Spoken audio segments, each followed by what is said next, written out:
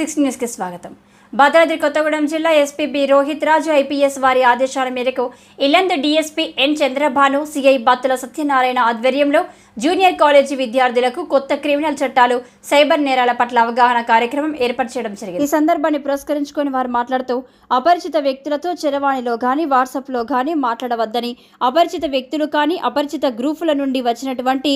Unknown లింకులను press చేయవద్దని, ఇలాంటి తప్పుడు కాల్స్ వచ్చినప్పుడు వెంటనే 1930 అనే టోల్ ఫ్రీ నంబర్కి కాల్ చేసి సమస్యను పరిష్కరించుకోవాలని, మహిళలు ఆపదల సమయంలో డయల్ 100 షీ టీమ్ నెంబర్కు సంప్రదించాలని, ఆడవాళ్లు ఒంటరిగా ప్రయాణించినప్పుడు ఏదైనా సమస్య వచ్చినప్పుడు తెలంగాణ ప్రభుత్వం ప్రవేశపెట్టినటువంటి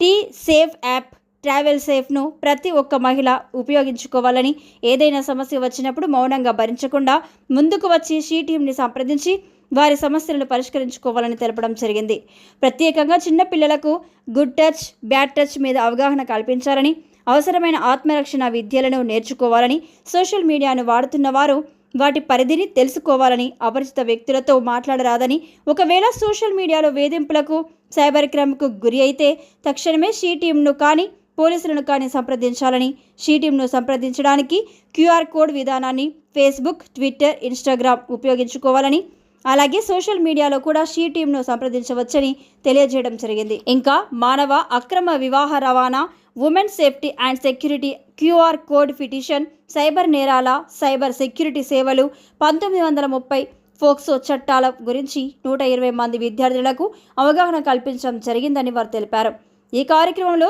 జూనియర్ కాలేజ్ ప్రిన్సిపల్తో పాటు సిబ్బంది పాల్గొన్నారు.